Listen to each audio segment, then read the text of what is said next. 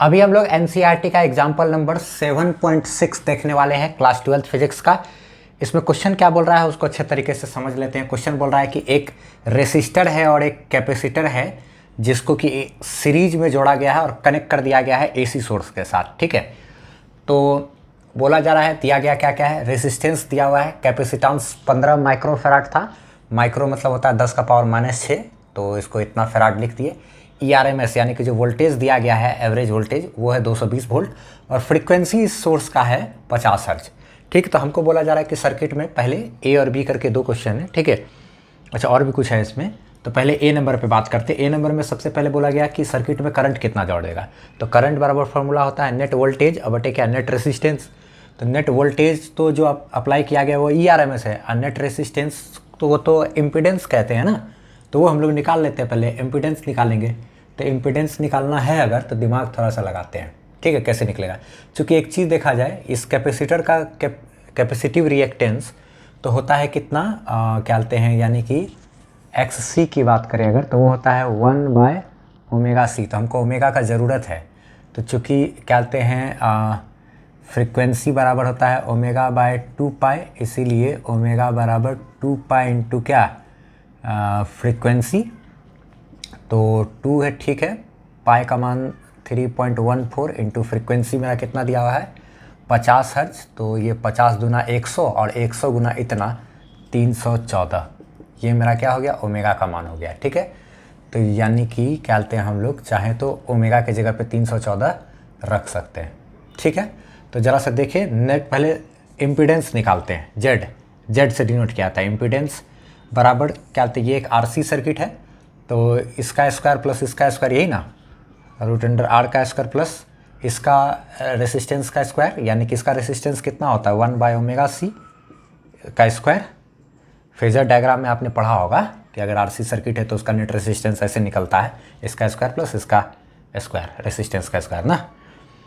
√R का मान कितना दिया हुआ है 200, तो इसका स्क्वायर प्लस 1/ω की जगह पे कितना रखेंगे हम लोग 314 इंटू C की जगह पे क्या रखेंगे भाई 15 गुना 10 का पावर क्या -6। ठीक है, और इसका होल स्क्वायर, तो हमको Z मिल जाएगा हाथ में। ठीक है, तो पहले इम्पीडेंस पता करते हैं, तो ये इसको 200 का स्क्वायर ही छोड़ दो, इधर क्या करते हैं इस टोटल का होल स्क्वायर करेंगे तो आ जाएगा 1/314 गुना 314 गुना ये 15 दो बार में होगा 15 गुना 10 का पावर -6 है, तो उसका स्क्वायर करेंगे इसका पावर, तो पावर पे पावर गुना हो जाता है, तो 6 दूना 12, 10 का पावर माइनस क्या 12। ठीक है, इतना तक हो गया। अब उसके बाद आगे पहले जेड तो पता करें।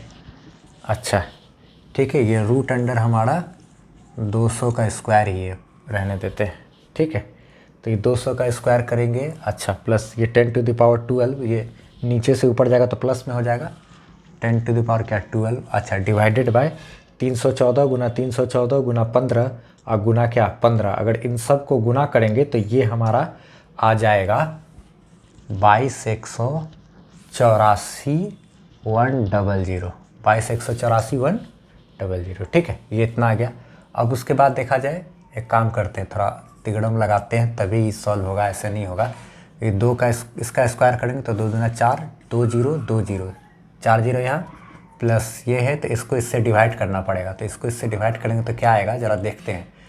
तो ये पहले इसको हम लोग लिखते हैं 1 2 3 4 5 6 7 8, इसको ज़रा बदल ले 1 2 3 4 5 6 7 8 गुना 1 2 3 4, ये जो है क्या बोलते हैं 10 का पावर 12, मतलब ये 1 पे 12 को 0, तो पहले 1 2 3 4 5 6 7 8 और इधर हो गया 1 2 3 4 4 और 8 8 और 4 12 12 0, 1 पे 12 0। ठीक है ये।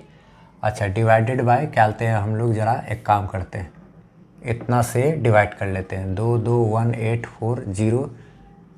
अच्छा 2 2 1 8 4 1 0 0। ठीक है, तो ये और ये कट जाएगा 2 0, इसको इससे डिवाइड करोगे तो ये आ जाएगा 4.5। ठीक है, तो Z बराबर √अंडर 40000 प्लस इसको इससे डिवाइड किए तो ये लगभग 4.5 गुना 3 4 को 0। ठीक है, अब ये 10,000, इसको 10,000 गुना 4, और ये 10,000 गुना इतना, जेड बराबर रूट अंडर 4 गुना 10,000 प्लस 4.5 इंटू 10,000, तो जेड बराबर रूट अंडर 10,000, यहाँ से कॉमन निकाल लेते हैं अगर, ठीक है, तो कॉमन बच गया 4.4 प्लस क्या 4.5, तो जेड बराबर ये 10,000 का रूट बाहर आ जाएगा 100, रूट अंडर 4 प्लस ये 8.5, ठीक है, तो जेड बराबर 100 इंटू ये मेरा 8.5 का रूट करेंगे तो 2.91547 हो जाएगा, ठीक है। उसके बाद तो ये जेड बराबर क्या बोलते हैं 100 को इससे मल्टीप्लाई करेंगे तो 291.547 आएगा, ठीक है। तो इसको लगभग क्या बोलते हैं एनसीईआरटी के अकॉर्डिंग ही 291.5 इतना ही राउंड फिगर में छोड़ दिए, ठीक है। उसके बाद राउंड ऑफ कर लिए। अब आगे करंट चाहिए, तो IRMS बराबर ERMS अब बटे क्या नेट रेसिस्टेंस यानी कि इम्पीडेंस, तो नेट EMF मेरा कितना है 220 वोल्ट, तो 220 अब बटे ये इम्पीडेंस 291.5, तो ये जब डिवाइड करेंगे तो ये हमारा इतना डिवाइडेड बाय, जब इतना करेंगे तो ये आ जाएगा 0.7547, ये आया IRMS, ठीक है। अच्छा, अब इसी चीज़ को हम चाहे तो क्या बोलते हैं थोड़ा सा बढ़ा लेते हैं, इसको एक अंक बढ़ा देते हैं, तो इसको आगे चल करके ऐसे लिख सकते हैं, देयरफॉर IRMS बराबर 0.75, इसको एक अंक बढ़ा दिए 5 इतना एम्पियर, ठीक है। इसका स्क्रीनशॉट ले लो, ये मेरा इतना एम्पियर क्या एक आंसर हो गया, ये एक का आंसर हुआ, ठीक है। अब हम लोग बी नंबर पे बात करते हैं। अब बी पार्ट में क्या बोल रहा है देखा जाए, बी पार्ट में बोल रहा है क्या कि जो ये रेसिस्टर है और ये कैपेसिटर है दोनों के अक्रॉस वोल्टेज कितना होगा ये बताने के लिए, ठीक है। तो पहले इसके अक्रॉस वोल्टेज देखते हैं, तो V बराबर क्या फार्मूला होता है IR current into resistance, current यानी कि IRMS यहाँ पर ही लिखेंगे, I इंटू क्या रेसिस्टर का रेसिस्टेंस, तो IRMS हमने कैलकुलेट कर रखा है पहले से ही 0.755, अभी थोड़ा देर पहले ही ना कैलकुलेट किया था हमने। अच्छा, इनटू रही बात रेसिस्टेंस की, तो रेसिस्टेंस का जो वैल्यू है वो है 200 ओम, ठीक है। अच्छा ठीक है, तो कैलकुलेट कर लेते हैं ज़रा, इसको पॉइंट उड़ाएंगे 1000 हो जाएगा, ये 1 2 0 2 0 कैंसिल। अच्छा ठीक है, उसके बाद 2 से ये इसको मल्टीप्लाई करेंगे तो ये मेरा आ जाएगा 1510 और डिवाइडेड बाई क्या 10, तो ये इससे कट गया तो ये आया 151 इतना वोल्ट, ठीक है। अब हमको किससे कैलकुलेट करना है, ये तो रेसिस्टर के थ्रू हमने कैलकुलेट कर लिया, अब कैपेसिटर के थ्रू कितना वोल्टेज होगा वो हमको कैलकुलेट करना है। तो V बराबर वही फार्मूला IRMS करंट इंटू क्या रेसिस्टेंस, इसका रेसिस्टेंस कितना होता है कैपेसिटर का होता है 1/ωc ना, तो IRMS हमारे पास कैलकुलेटेड है पहले से ही 0.755 इंटू 1/ωc, ओमेगा का मान हमने कैलकुलेटर कर रखा था पहले से ही ना 314, और रही बात क्या बोलते हैं C का वैल्यू की, तो C का वैल्यू है 15 गुना 10 का पावर 15 गुना क्या 10 का पावर -6 ना, तो ये ज़रा सा हो जाएगा 0.755 इंटू ये पावर नीचे से ऊपर चला जाएगा तो 10⁻6 डिवाइडेड बाय 314 गुना 15, 314 को जब आप 15 से गुना करोगे तो ये आ जाएगा 4710, ठीक है। अच्छा, अब उसके बाद ज़रा सा इन सब को सॉल्व करें, तो यहाँ पे क्या बोलते हैं ये सब आप सॉल्व करोगे तो 0.755 और क्या बोलते हैं गुना में 10 का पावर 6 का मतलब 3 4 5 6, यही है ना, इसको पॉइंट उड़ाओगे आप तो 1000 हो जाएगा, टोटल के बटे में ये 4710 वैसे ही छोड़ दिए।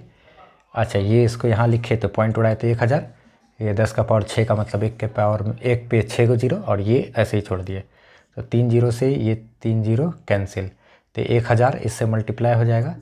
अच्छा, उससे पहले ये 0 से ये 0 कैंसिल कर देते हैं तो 755 2 0 है 2 0 डिवाइडेड बाय 471, तो ये इसको जब इससे डिवाइड करोगे तो ये आपका आ जाएगा 160.297, और इसी को ही लगभग में आप एक अंक यहाँ बढ़ा सकते हो 160.3 इतना वोल्ट कर सकते हो। ये आपका हो गया क्या कैपेसिटर से वोल्टेज।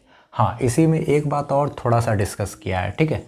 क्या बोल रहा है कि जो रेसिस्टर और कैपेसिटर यानी इसको और इसको जो वोल्टेज मिला है, इन दोनों वोल्टेज का जो अलजेब्रिक सम है, क्या सोर्स के वोल्टेज से वो ज़्यादा है? और हाँ, ज़्यादा आ रहा है तो क्यों आ रहा है ज़्यादा? तो ये सोर्स का वोल्टेज, तो सोर्स कितना वोल्ट दे रहा है? सोर्स तो दे रहा है 220, लेकिन जब इसको और इसको अगर आप जोड़ो तो ये आपको वोल्टेज आ जाएगा। वोल्टेज को जब आप जोड़ो V1 प्लस V2 को डायरेक्ट कर देंगे अगर, तो रेसिस्टर से और क्या बोलते हैं कैपेसिटर से जो वोल्टेज है डायरेक्ट जोड़ो आप, तो आ जाएगा 151 प्लस क्या बोलते हैं 160.3, तो ये आ जाएगा जोड़ने पे 311.3 इतना वोल्ट। ठीक है, जबकि क्या बोलते हैं आप देखोगे तो जो सोर्स है उसका वोल्टेज तो कितना है 220 वोल्ट की। तो फिर आखिर इन दोनों वोल्टेज को, जिसका और इसका वोल्टेज को, इसको और इसको जो वोल्टेज मिला वो आखिर इतना कैसे मिल गया? जबकि हमने एक किरचॉफ्स के लूप रूल में पढ़ा था, याद है? करंट इलेक्ट्रिसिटी में क्या पढ़ते थे कि जितना सोर्स का वोल्टेज होगा वही सोर्स का इन दोनों को मिलेगा, यानी कि इसका वोल्टेज प्लस इसका वोल्टेज को जोड़ेंगे तो इसके वोल्टेज के बराबर, यानी इसका प्लस इसका बराबर हो जाएगा किसका? इसका। अलजेब्रिक सम होता है। अच्छा, यानी कि ये जो सोर्स का वोल्टेज है वो बराबर हो जाएगा इसका वोल्टेज प्लस इसका वोल्टेज के। लेकिन यहाँ पे देख रहे हैं कि इसका वोल्टेज प्लस इसका वोल्टेज अगर जोड़ते हैं तो वो सोर्स के वोल्टेज से ज़्यादा हो जाता है ये सब। फिर ये क्यों हो रहा है? तो देखो भाई, वो चीज़ होता था डायरेक्ट करंट में, डीसी में, लेकिन अल्टरनेटिंग करंट में जब आप इसका और इसका वोल्टेज को जब आप जोड़ोगे ना, तो जोड़ने के लिए ये सही तरीका नहीं है, डायरेक्ट जोड़ना गलत तरीका है। ठीक है, रॉन्ग मेथड है ये। ठीक है, ये रॉन्ग है। तो फिर करेक्ट मेथड क्या है? तो करेक्ट मेथड है आपको अलजेब्रिक वो फेजर डायग्राम जो है ना उसके मदद से जोड़ना होगा। यानी कि जो अगर नेट वोल्टेज आप देखोगे तो इसका और इसका अगर आपको एडअप करना है तो आपको रूट अंडर रेसिस्टर का स्क्वायर और प्लस क्या वोल्टेज कैपेसिटर का स्क्वायर करोगे, तब ये इसको सॉल्व करोगे तब आपका 220 के बराबर आ जाएगा। देखो आप करके, रूट अंडर क्या बोलते हैं VR, यानी इसका वोल्टेज हो गया 151 इसका स्क्वायर प्लस क्या बोलते हैं कैपेसिटर को जो वोल्टेज मिल रहा है वो कितना है 160.3, इसका स्क्वायर करो। तो जब इसका स्क्वायर करोगे तो ये आपको आ जाएगा, इसका स्क्वायर करके आ जाएगा। देखो आप क्या लिख दिए कि इसका स्क्वायर किए 151 का तो इतना आ गया। ठीक है, और इसका स्क्वायर करोगे तो इतना आ जाएगा। ठीक, अच्छा, उसके बाद फिर इसको और इसको जब आप जोड़ोगे तो ये इतना आया। उसके बाद इसका रूट निकालोगे तो ये लगभग आपको 220.22, तो इसी को अप्रॉक्स में लगभग इतना ही हम लोग लिख सकते हैं। तो बहुत जगह हम लोगों ने अप्रॉक्सीमेशन किया था, तो चलो ठीक है, फिर यहाँ पे ये चल गया, ये आ गया आंसर। ठीक है, क्योंकि इसको इसके डिवाइड करना कुछ कुछ है कि नहीं। तो चलो ठीक है, ये आया। तो आखिर किस तरीके से जोड़ना पड़ा? ऐसा फेजर डायग्राम के अनुसार ना, तब जा कर के देखो आप इसका और इसका जोड़ के इतना आने का जो सही तरीका है वो कैसे इसको और इसको जोड़ोगे आप, वो फेजर डायग्राम के अनुसार आपको जोड़ना पड़ेगा। ठीक है, वही तरीका है जोड़ने का, तब इसके बराबर आएगा। लेकिन आप अगर डायरेक्ट जोड़ दोगे तो ताकि इसके बराबर आ जाए तो वो नहीं होगा। वो डीसी करंट में होता था, या होता भी था तो उसमें कैपेसिटर वगैरह है या जो भी है तो डीसी करंट में चलता था। एसी करंट में ऐसा नहीं हिसाब किताब होता है, फेजर डायग्राम के हिसाब से जोड़ना पड़ता है। ठीक है, स्क्रीनशॉट लेना चाहो तो ले लो इसका। अगर सोल्यूशन समझ आया तो इसको लाइक कर लेना, चैनल पर नहीं हो तो सब्सक्राइब कर लेना। हाँ, जाते जाते एक बार प्लेलिस्ट जरूर देख लेना और अपने दोस्तों के साथ भी इस चैनल को जरूर शेयर करना। Bye bye.